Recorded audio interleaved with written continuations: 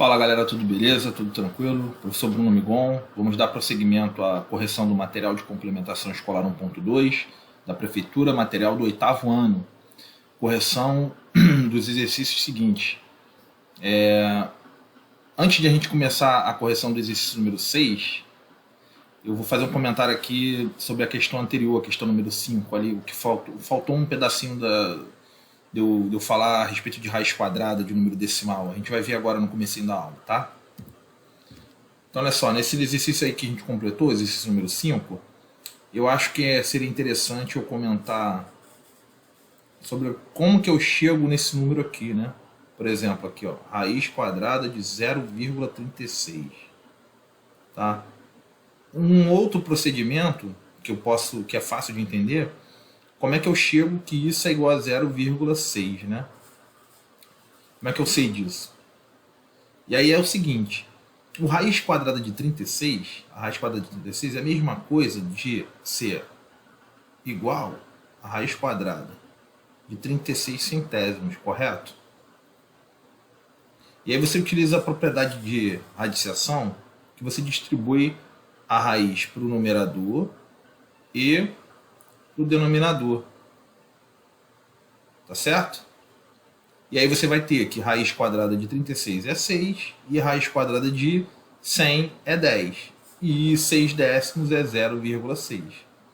Aí você faz esse procedimento aí em todos aqueles ali. Tá tranquilo? Vou fazer só mais um aqui para ficar claro. Eu fiz um que tenha dois números decimais aqui, né? Duas casas decimais, perdão. E eu vou fazer aqui um que tenha que dê uma casa decimal só na resposta. 0,09, por exemplo. 0,09. E aí isso vai dar o quê? 0,09 é 9 centésimos. E aí, utilizando a propriedade de distribuir a raiz para o numerador e a raiz para o denominador, o que isso vai me dar? Raiz de 9 é 3 e raiz de 100 é 10. Consequentemente, isso aqui é 0,3. Tranquilo? Aqui, ó, raiz quadrada de 0,09, onde é que está? Ele está aqui, né? E ele dá o quê? 0,3. E a raiz quadrada de 0,036, ele está aqui, né? E ele vai dar o quê? Né? 0,6, né? E a resposta está aqui. Aí você utiliza esse procedimento para fazer o cálculo dos outros, é a mesma ideia. Mesmo processo, tá legal? Agora vamos para o exercício 6. Daniela precisa arredondar o seguinte número irracional. Tá ali, raiz quadrada de 8 igual a 2,82, 84, 27. Esse número arredondado para a casa dos centésimos ficará assim. Aí ele quer que você faça o arredondamento correto. Olha só, primeira coisa importante. A primeira casa depois da vírgula é a dos décimos. Décimos. Certo? Quando eu pego esse número aqui, ó, 0,1, ele é o 1 décimo. Tranquilo? O próximo ali é dos centésimos. Centésimos. Quando você tem isso aqui, ó, 0,25, você tem 25 centésimos. Lembra de 25 centavos, né? 25 centésimos. E quando você tem ali a terceira,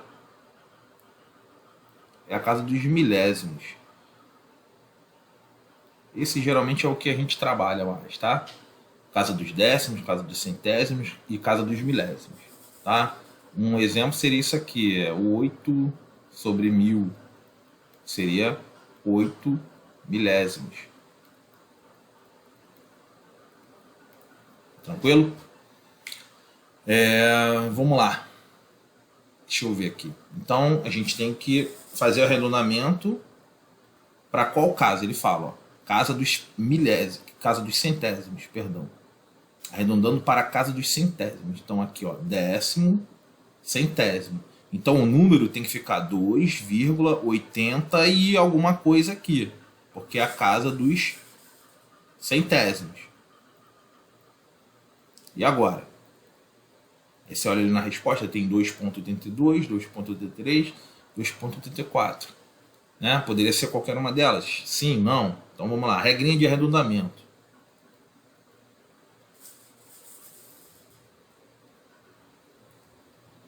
Tem que saber algumas regras. Se o número ali, ó, que a gente for... Vamos lá, vamos interpretar melhor. Ó, a regrinha são só duas. 0, 1, 2, 3, 4. Depois 5, 6, 7, 8, 9. Ó, aqui é a regra 1 e aqui é a regra 2. Vou botar aqui, regra 1 e regra 2. Vamos traduzir. Eu vou cortar um número ali, não vou? Vai ser, se eu vou arredondar, eu vou cortar uma parte do número.